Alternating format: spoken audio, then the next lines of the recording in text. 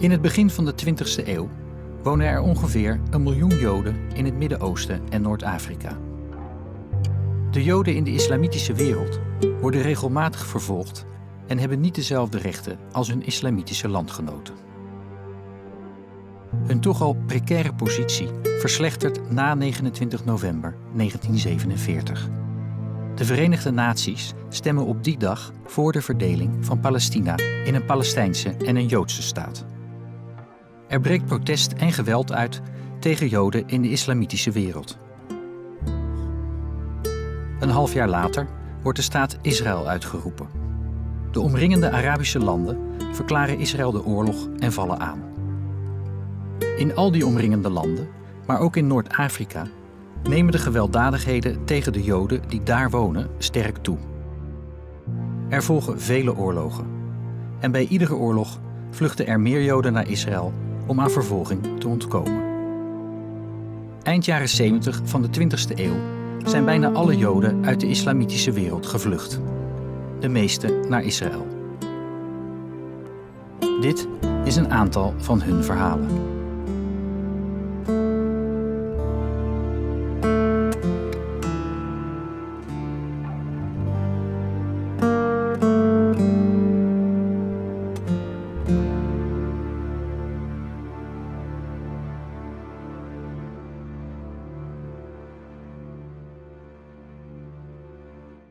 המשפחה שלי היא מתימן, מצנעא, בירת תימן.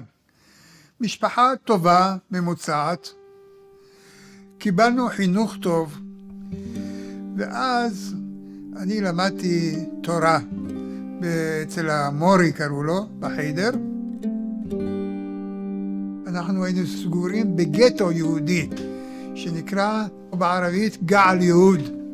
זאת אומרת, היה לנו שכונה יהודית מוקפת בחומה. היינו שמה ואסור היה לנו להתחבר עם הערבים. פעם אחת אני וחבר שלי רצינו לראות את הרובע המוסלמי, כי שמה היה ארמון המלך, היה שוק יפה, היו סוסים, היו חיילים, היו דברים יפים ברובע המוסלמי. ואז אנחנו יצאנו מן הרובע, במקום ללכת ללמוד, יצאנו מן הרובע. יצאנו, אז פגש אותנו יהודי. הוא אומר לנו, איפה אתם הולכים? אמרנו לו, אנחנו הולכים לראות את המראות היפים ברובע המוסלמי. הוא אמר לו, אסור לכם ללכת. תפס לנו באוזניים וסחב אותנו חזרה לרובע היהודי.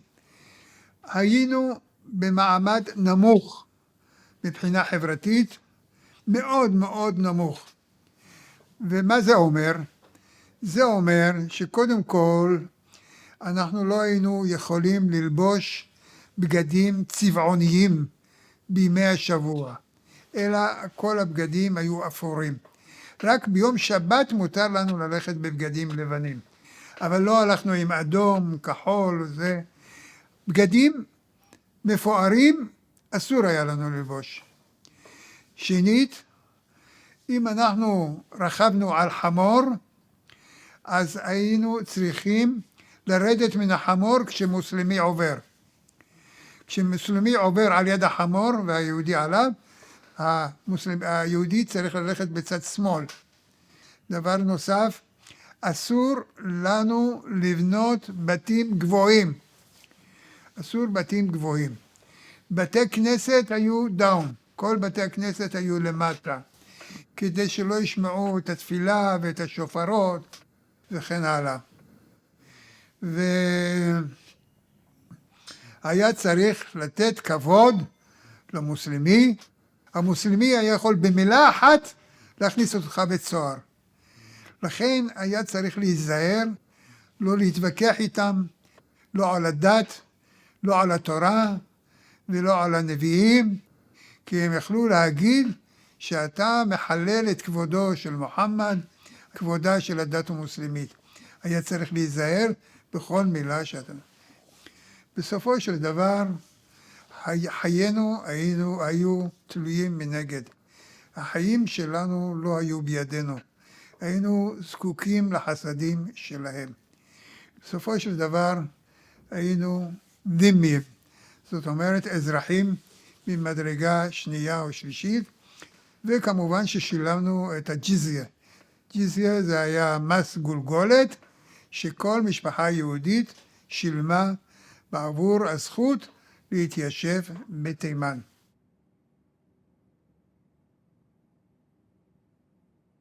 Well, I was born in Cairo to a family, a rich family in Egypt. I am an only daughter to 6 brothers. And from my father's side, we are living in Egypt for 300 years, coming from Italy. Before that, coming from Spain. Life was normal. And all of a sudden, one night in May 14, 1948, I was 10 years old then, but I remember as if it was yesterday. I cannot forget this. At 12 o'clock in the night, all of a sudden, 10 Egyptian officers burst in our house. They opened all the closets. They cut mattresses. They were searching after some proof that we are a Zionist, something in Hebrew or a letter or something, but nothing. Because we weren't. My parents, they never thought leaving Egypt, never. It's their life, it's their place. But they did the same to my uncle, the brother of my father. We were living in a villa, in a big one. He was upstairs. They did the same. They found nothing too, but they took him to prison for 1.5 years without any trial. I didn't know. The next day, I went to school. The teacher waited at the entrance of the school, and she told me, they took your uncle to prison. I was so afraid of this. At 10 years old, you think, a prison, my uncle is a criminal. I cried, I ran to my mother asking her, is he a criminal? Dot Habib, Uncle Habib is a criminal? She told me calmly, no. They took him to prison just because we are Jews. She thought perhaps it will give me some assurance that it's okay. But for me, it was horrible because I am a Jew. I am a Jew. They could come now, take me to prison too. So for me, I felt marginal. I felt not the same as before. Of course, even for a child 10 years old, you could understand that something is wrong. In the middle of the night, sometimes the phone rang, but nobody there, silence. It's such I was afraid from this. Some other times, by night, stones were thrown on our windows, and my father didn't dare even to open to see who did it. In 1949, after 1.5 years in prison, they came to my uncle. They told him, if you want to go out of prison, you can do it only if you leave Egypt completely, straight from prison to the ship in Alexandria. Of course, he said, okay. He didn't want to stay in prison. It was very difficult for him. They came also to my father. They told him, look, Khawaga Vidal, Mr. Vidal, if you want to see your brother, you will find him that day, this hour, in Alexandria in the ship. So itfaddalu in Arabic it says, you are welcome to leave also. So we don't need to hear more than that.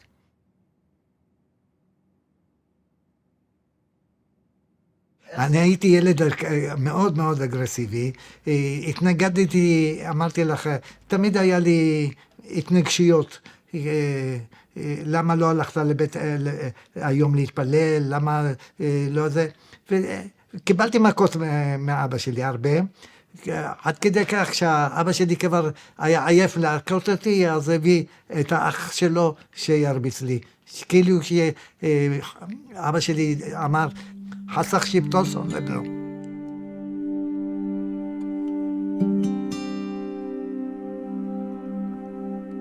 הקהילה העדנית הייתה קהילה קטנה.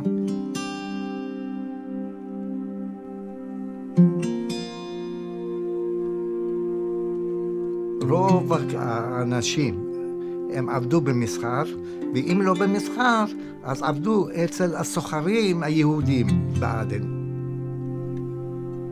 בעדן יש יהודים, יש ערבים, יש סומלים, יש פרסים ויש אינדים.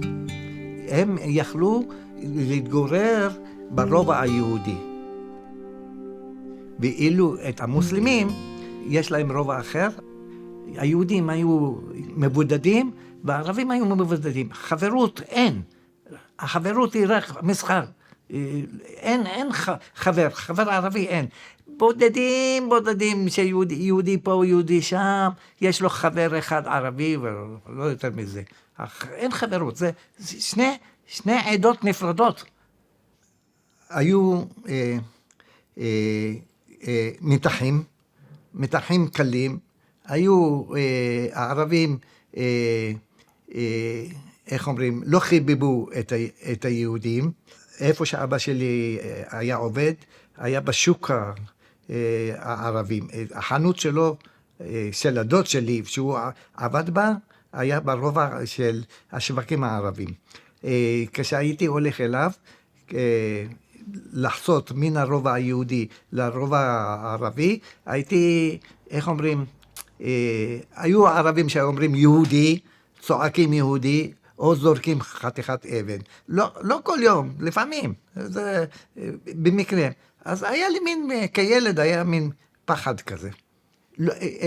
היו פרעות קלות בין היהודים לבין הערבים, אבל לא כמו הפרעות שהיו ב-1947 עקב הכרזת המדינה, ששם היה הפוגרום הכי גדול.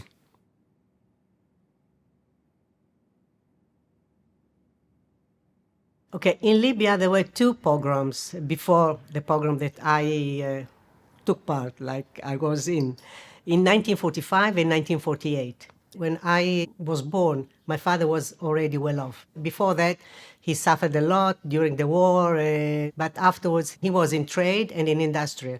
So my childhood was very easy and I had everything that I needed. We lived in a beautiful flat. But I remember when I was a child, I used to go out, and the children, they knew that I was a Jew. They were spitting at me, Jew, go to your country.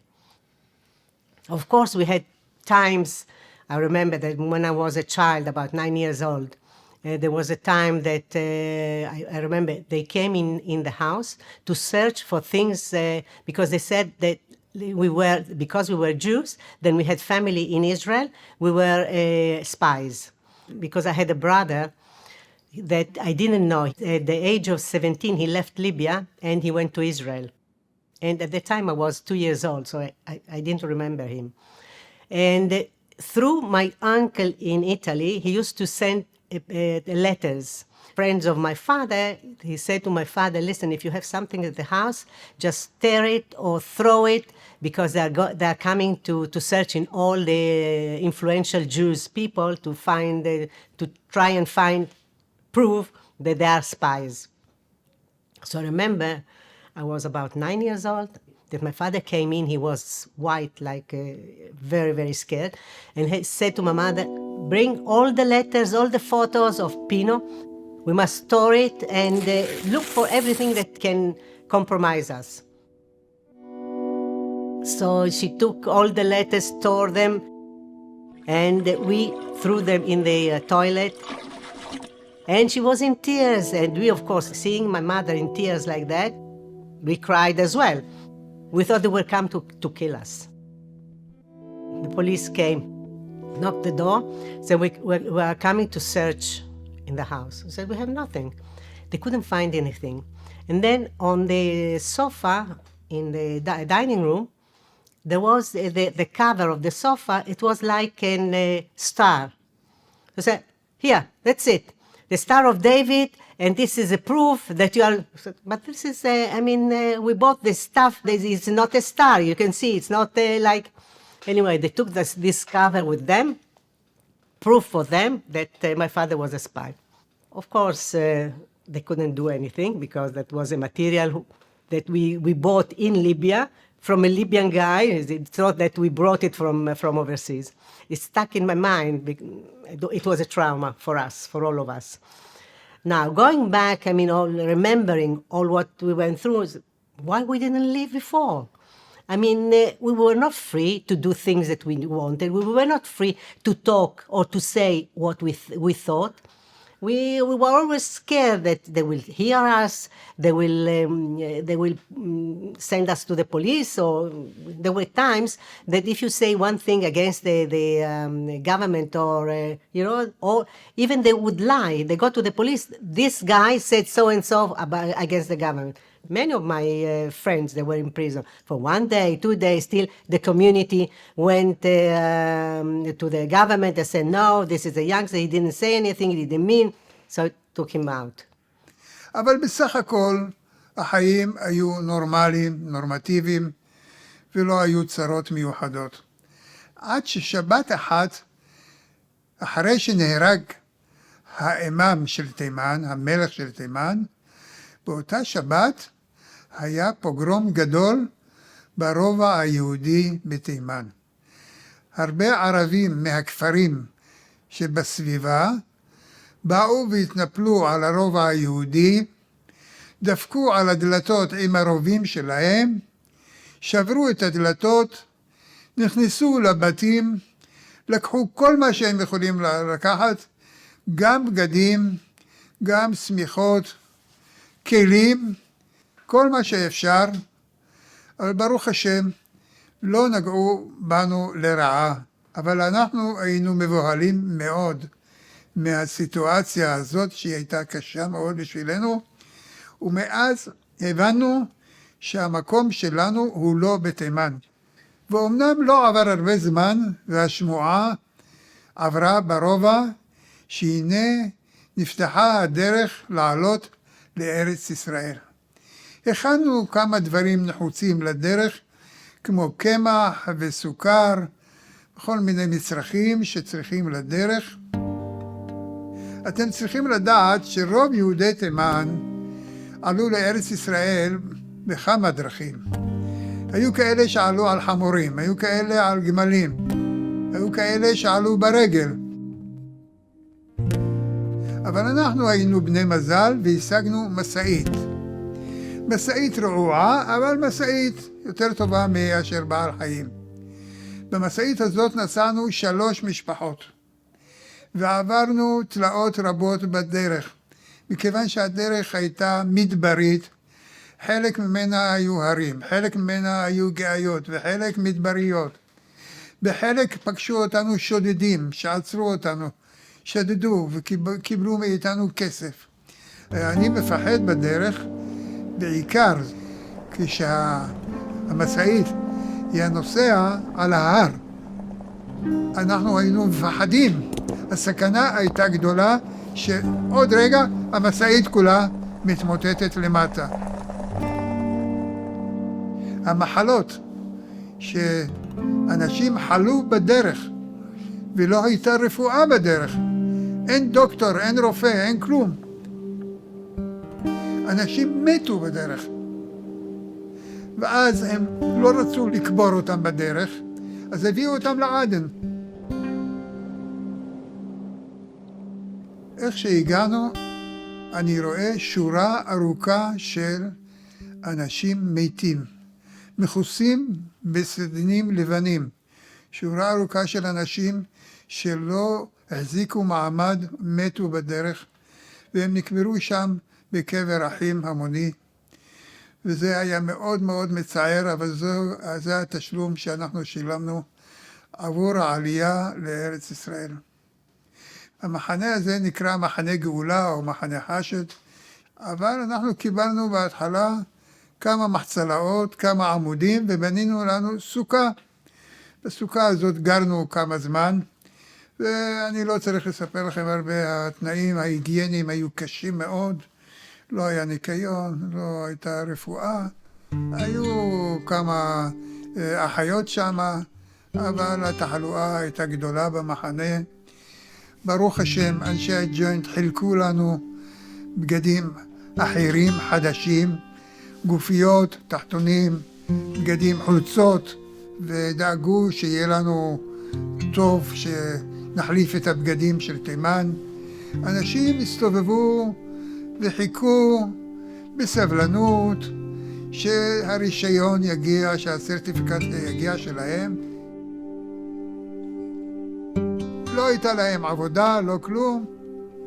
אז הם נהגו לשבת, לספר סיפורים, לשיר שירים, לרקוד ריקודים, לפעמים גם ראיתי את זה.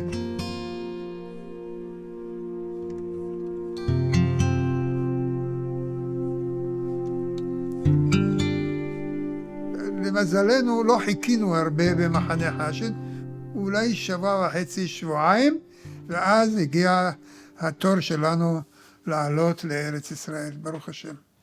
All of a sudden, one day, I see luggages in the middle of the night. We left home. My mother just shut the door, and we lived everything as is to Alexandria. Well, I was glad, I was happy because they told me we are going to France. Okay, France for me is nice because at school we were talking French. So for me, going to France is going to Paris, talking French. So I was very, very happy. But for us, France wasn't that. It was just a refugee camp in Marseille. I remember myself walking in this camp, and I told myself, if I die, I don't care if I die, but it will make such a sorrow to my parents. Why a girl, 12 years old, think about such a thing? After a few months, the Jewish agency, from Israel, came to my parents. They told them, well, now you can make Aliyah, you can go to Israel. My father said, no, I don't want to make Aliyah. I already began to work in Marseille because he knew French. And he said, we are leaving the camp in a few days, and we don't want to make Aliyah. But my mother said, no, I want to go to a place where everybody is a Jew, so nobody could tell my children, sale juif, dirty Jews, as we heard in the streets of Marseille. I remember I wanted to go out of the camp with my two young brothers, and children our age laughed at us. They knew we are refugees, laughed at us, and they said, sale juif. With such arguments, my father couldn't say no to my mother, but it was the first time I heard my mother telling no to my father, because in Egypt, it was him deciding about everything, you know. But we were lucky with this kind of woman, my mother, and she was glad to go to Eretz Israel.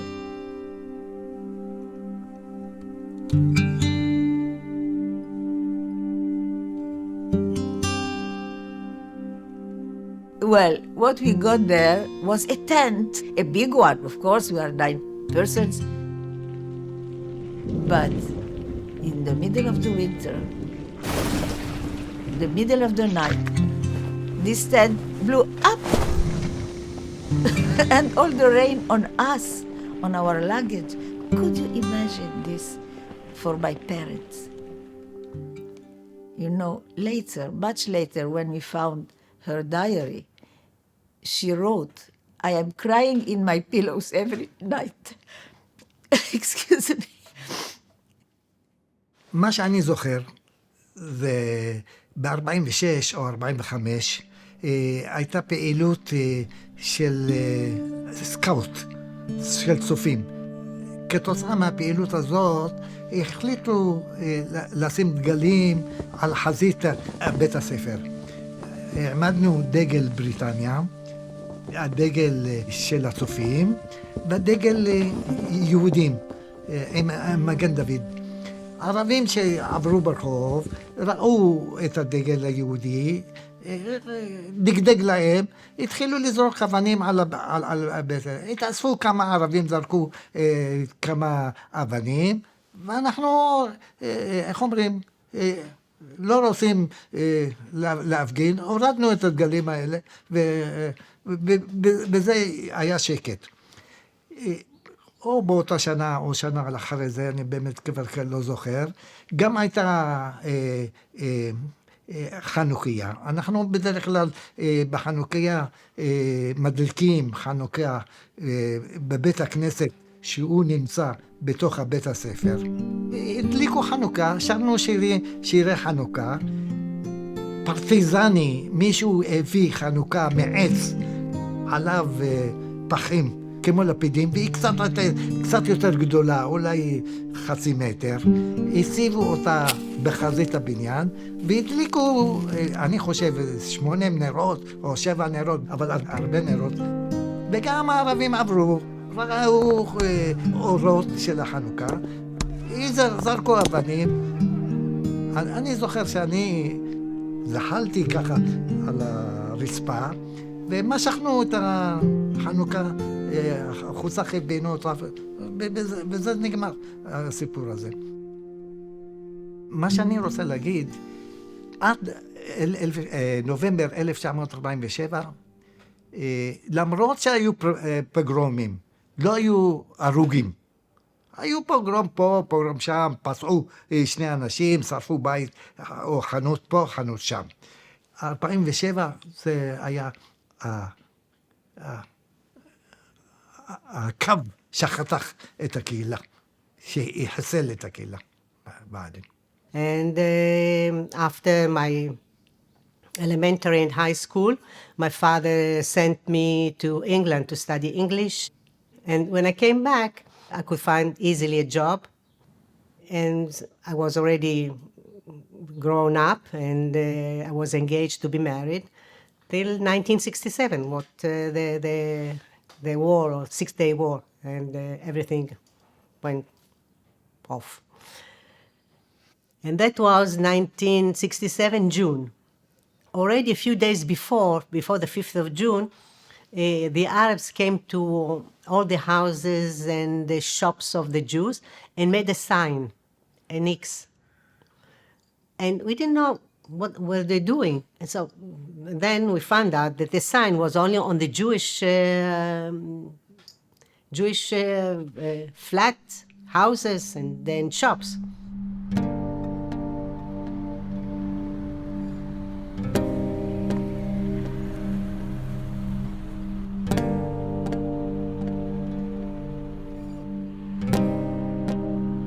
I used to work for British European Airways, and in the morning my father came in and he says, Liliana, come home. He never comes and says, Liliana, come home. He's not the type. I said, what happens? He said, a friend of mine told us that there will be a riot. I went to the manager and they said, Mr. David, my father is here and he said that there will be a riot and he wants me to go home. So he says, before you go, take the secretary, the Italian secretary with you, because if there will be a riot, then she's not Arab, they can hurt her as well. And I'll give you the driver to take you home. Even if from where I used to work in my house, I used to walk. About 10 minutes walking, it was nothing. My father sat in the front, and both of us, at the back. So he just turned on the main street, and in front of us we saw a bunch of people screaming and shouting, kill the Jews, and they had knives, blocks. was shocked to see all those people. The driver was very, very quick. He closed all the windows, shut all the doors. They arrived and they said to the driver, "Get out if you don't want to finish like them." They started with the windows, to break the windows. They couldn't break the windows. They started to open the doors. They couldn't open the doors. Then they started shaking the car. They wanted to overthrow the car. The car was stationed. So very, very long and very heavy. My friend touched my hand, she was in terror. And I hold her hand and I said, "It will be okay, it will be okay, it will be okay." It was like a mantra for me, "It will be okay, it will be okay. Don't worry, it will be okay." And I'm sure it was seconds, not even minutes. All of a sudden I saw the driver, saw a splint of so he put the foot on the gas and just drove. And of course, people threw people from both sides, and he just drove. We arrived home, and we were sweating like hell, and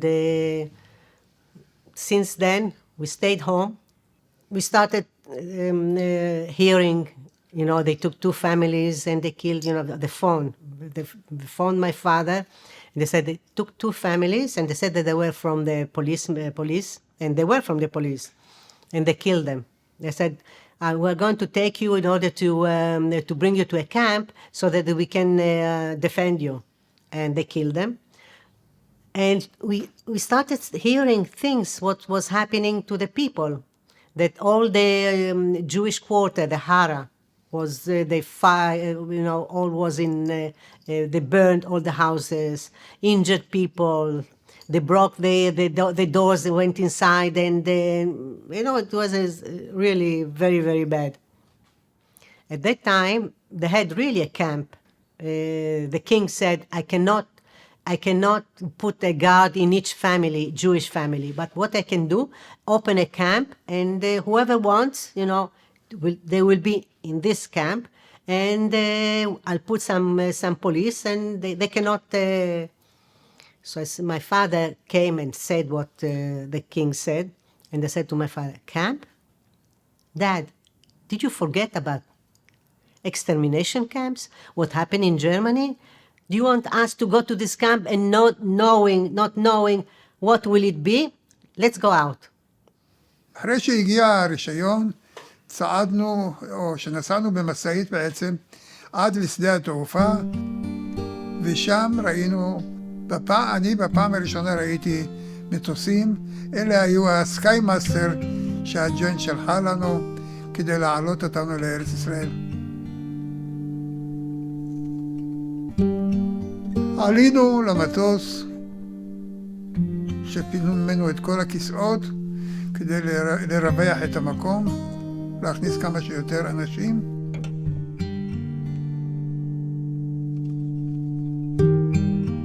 והמטוס המריא וטס במשך 8 שעות.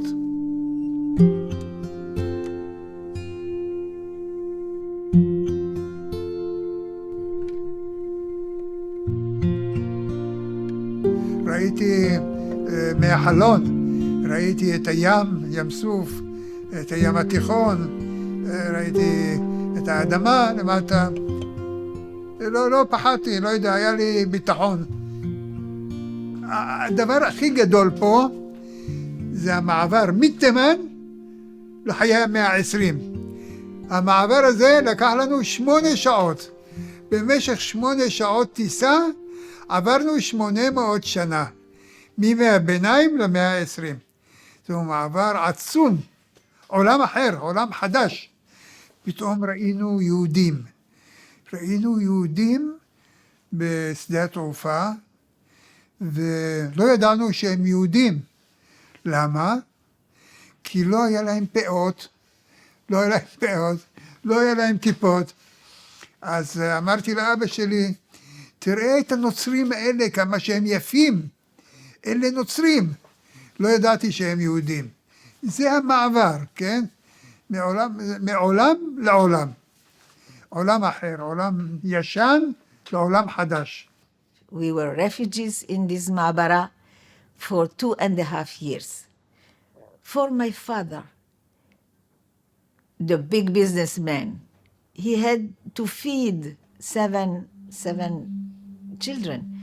So he worked very hard. He worked in the mountains building the shikunim, the shikunim, the small, very small apartments for us, for new immigrants.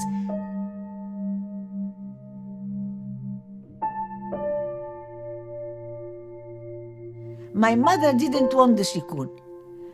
I didn't understand why, but I heard a neighbor from Iran asking my mother, why you don't take shikun? Shikun is good.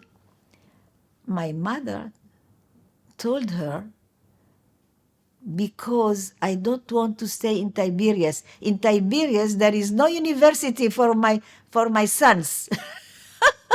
Yes, in Haifa even, in 1952. It wasn't a university, only in Jerusalem and at the beginning in Tel Aviv. She preferred 2 small rooms in a roof in the south of Tel Aviv. Now it's called Florentine. But my mother was glad to be in Tel Aviv, the center of life.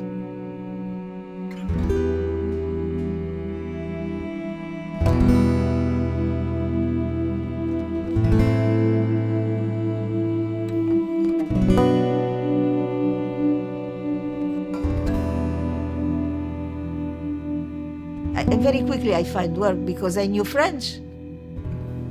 First priority for the Jews in Egypt was education. Education, education, education. Learning, studying. Not for profession, just to study. Even for girls, for women. I knew already Hebrew.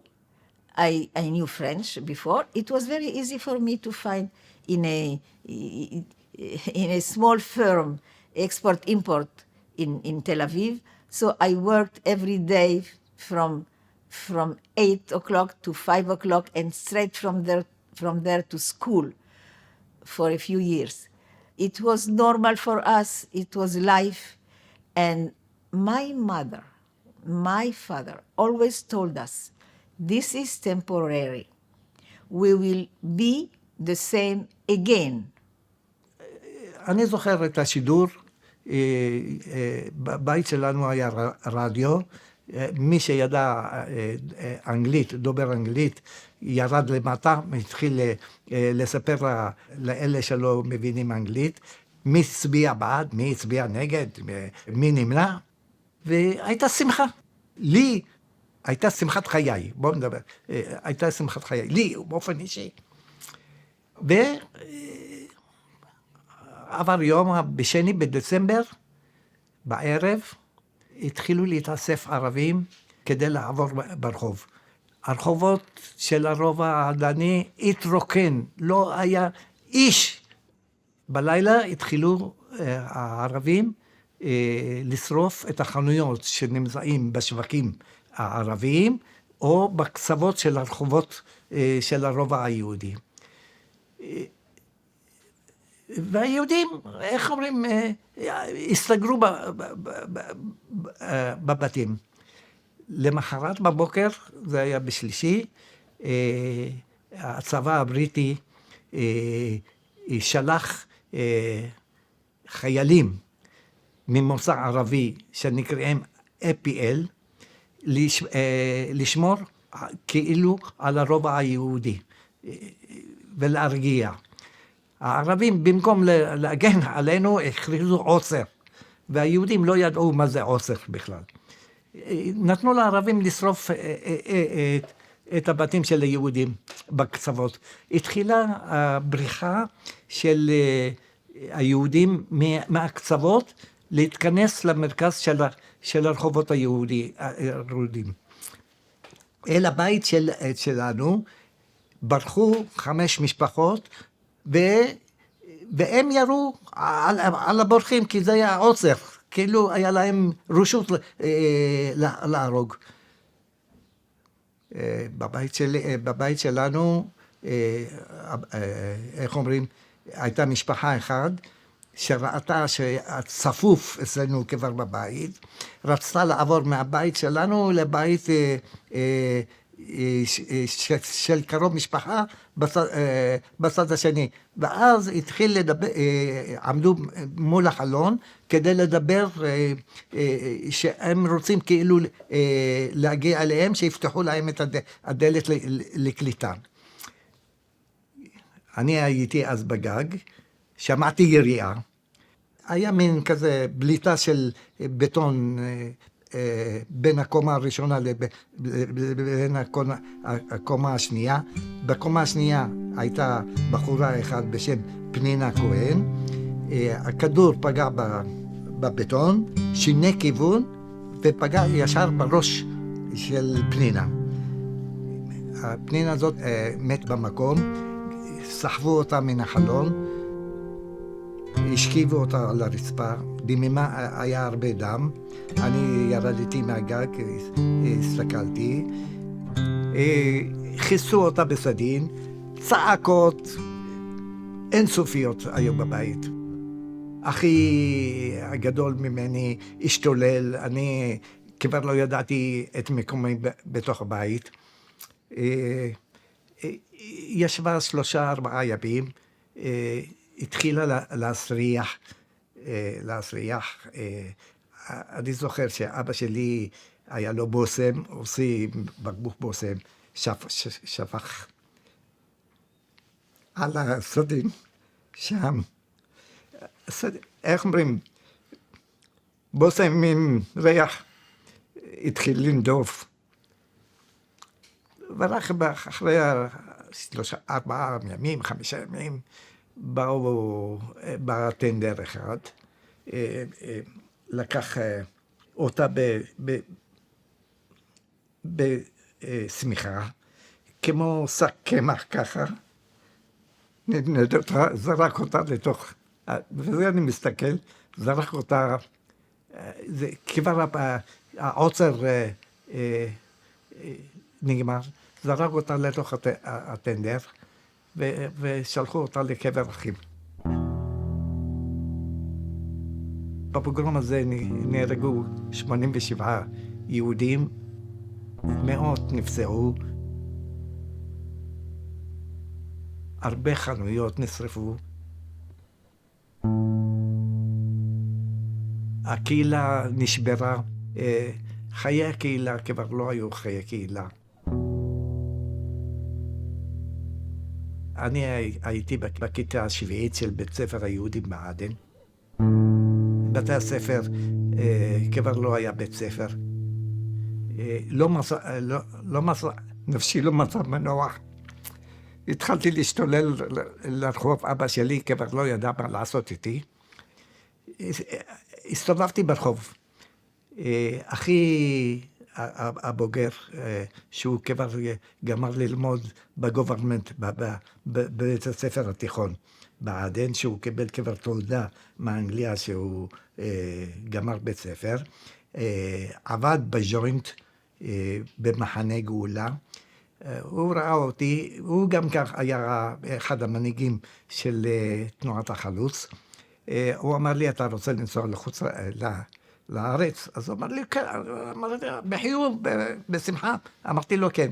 הוא אומר לי, טוב, אני ארשום אותך. הוא רשם אותי בתור יתום, כי הבריטים לא נתנו אז לאנשי צבא לנסוע עדיין לארץ מעדן, והם אמרו, כסעדים הומניטריים, הם ישלחו זקנים ויתומים לארץ. יום אחד אני בא אליי בחור אחד עם אוטו, הוא אומר לי, בוא, אתה היום בערב אתה נוסע לחוץ לארץ. אני עולה לבית, לוקח כמה בגדים, שם לי בתוך תיק כזה, ואני אומר לאמא שלי, ביי ביי, אני נוסע. לאן אתה נוסע? אני נוסע. היא התחילה לצעוק, ואני אומר, אני נוסע. היא לא הבינה לאן אני נוסע. אני מגיע, הוא שלח אותי לחסד. מחסד עמד איתי בתור של קבוצת התימנים כידו. משם נסענו לשדה התעופה, ומכאן עליתי לארץ, ככה עליתי לארץ.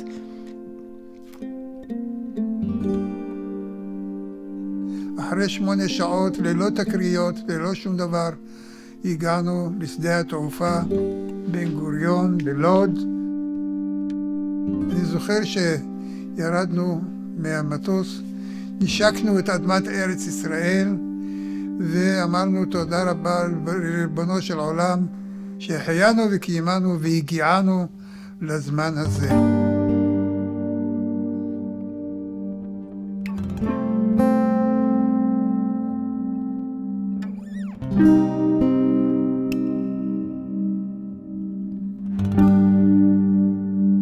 ואז העלו אותנו על אוטובוסים, כמובן שהאוטובוס היה חידוש גדול בשבילי, ואנחנו מתחילים לנסוע, אני רואה מכוניות חולפות במהירות, טסות ממש על הכבישים, אורות בלילה, אני רואה עוד אורות ועוד אורות. חשבתי, אמרתי לאבא שלי, הנה תראה כמה שדים יש בדרך, חולפים על פנינו, כי לא הכרתי מציאות כזאת. עד שבסופו של דבר הגענו למחנה בית ליד, ששם היינו אמורים להשתכן. הגישו לנו אוכל בחדר האוכל, נתנו לנו אוהל ומחנה אוהלים. באוהל הזה היינו 2 3 אולי אפילו יותר. לא אשכח שבאותו מחנה בית ליד היה חורף קשה באותה שנה, ירד שלג, האוהל נפל, אנחנו חטפנו קור והצטננתי קשות וקיבלתי דלקת ריאות שכתוצאה ממנה שכבתי בבית חולים 3 חודשים.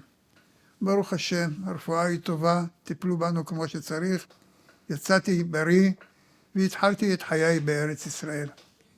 השפה שלי הייתה ערבית. לא ידעתי עברית. קראתי בתורה בעברית, אבל לא הבנתי. אבל קראתי פרפקט, מצוין. הגעתי לארץ וידעתי רק ערבית. אף מילה בעברית לא ידעתי. אפילו כן לא ידעתי. אז התחלתי לשמוע איך אנשים מדברים. אני שומע אנשים אומרים, נכון, נכון, כן, נכון. אז אמרתי, יופי, אני אלמד 2 מילים. כן, נכון. זה ההתחלה של העברית שלי. כן, נכון. אחר כך למדתי את המילה כיסא. קורסי. הייתי אומר בערבית, קורסי, כיסא. קורסי, כיסא. ככה למדתי מילה ועוד מילה. ואז למדתי 2 מילים ביחד, 3 מילים, עד שלמדתי משפט אחד שלם. העברית תפסה את מקום הערבית. למדנו לדבר בעברית, לחשוב בעברית, לחלום בעברית, לאכול בעברית, הכל בעברית. היום קשה לי לדבר ערבית בלי להכניס מילים בעברית. אז הכל, ברוך השם, השפה הפכה להיות המפתח לחיים טובים ומאושרים בארץ ישראל. So they said, whoever wants to leave, 1967, is allowed to take only 20 sterling and a bag with clothes. That's it. No jewelry, no silver, nothing. So, because we had money and I used to work for a company, so I brought this money and I said to my mother, here, take. There were some money. And then she took a jar of pepper, hot pepper. She took the money, put them in a nylon, and in this jar. And then she said, listen, if we're going away, we don't know if we're coming back or not. I'm taking all the silver and all the jewelry. My father went crazy. Are you crazy? If they seize us, they can kill us, they can they send us to prison. Our life is better. I said, don't worry, don't look. Don't look what I'm doing. So she put all this gold and the silver in one suitcase and on top clothes. She took the jar of hot pepper, put them in another suitcase. We arrived at the airport, there were thousands of people, most of them Jews. And my heart was like, I was like crazy because I knew what my mother did. And my father was all the time white like the wall, white. For the women, there were police women searching on us. Searching, putting the hands inside, looking if we had things on a, like nothing, in a very small, tiny room, and they did whatever they wanted. For a man, a policeman, looking, searching, seeing if he hides anything on him. And then on the table, the policewoman said, okay, put the suitcase on the table. My mother took the suitcase with all the jewelry and the silvers and put it on the table. And she had a poker face. So she looks at my mother, didn't touch the suitcase, looks at the suitcase, looks at my mother, and she said, I want that suitcase. She opens the suitcase and says, what is this? And my mother opens the jar, takes the hands of the policewoman, and the policeman started pulling her hand, and my mother taking the hand and wanting to put her in the jar. And they said, don't you see, it's pepper. We, like you, we cannot eat any food without hot pepper. And that was pulling, and my mother was pulling back, and that was pulling. And I said to my mother, okay, leave her. But she wanted to show like nothing is. I said, okay, put inside, go. By the time we arrived on the plane, and they said to put we started, like not even breathing, because they were like that. And then when they closed the door, and only after the plane started and it went off, we knew that we were safe. ההורים שלי באו בקבוצות, אנחנו משפחה שהעלייה פוררה אותנו. בהתחלה אני עליתי, אחר כך שתי אחיות שלי היו בקיבוץ, אחר כך אחי בא בתור מלווה של מטוס, ואז הוא אמר, אני לא חוזר לעדן. הלך לקיבוץ, ואחר כך באה אמא עם 4 ילדים, ואבא שלי בא רק ב-67. אנחנו כבר היינו בוגרים, אני ואחי היינו בוגרים, כבר היינו קצת מבוססים. פתחנו לו מין חנות בהדר יוסף, שימכור תבלינים. ואז עבד כמה שנים, הזדקן ונפטר. In our time, it wasn't yet such international associations helping us. It was only the Jewish Agency. We became refugees, but the Jewish Agency and the State of Israel didn't want us to feel refugees. They told us, you are immigrants. You immigrated from Egypt. You weren't expelled. You weren't refugees. You are new immigrants, olim chadashim. So we didn't think about refugees. We didn't know we are refugees, but we were. Now I know. I am a refugee living in Israel, which is a big refugee camp. ברוך השם, העלייה הייתה בשבילנו גאולה שלמה. לא עוד הנערים שיורקים עלינו, מושכים לנו בפאות, מקללים אותנו, לא עוד אזרחים ממדרגה שנייה. It was a relief. I remember that I said, at last, we are free. We are free. I didn't care about what I left, or I didn't care. In Tripoli, I didn't know else. I mean, for me, I was born that way, I was brought up that way, and there was no other life. But when I came to Israel, I found that everything is different. The freedom of speech, the freedom of doing whatever I want, the freedom of say, I'm a Jew.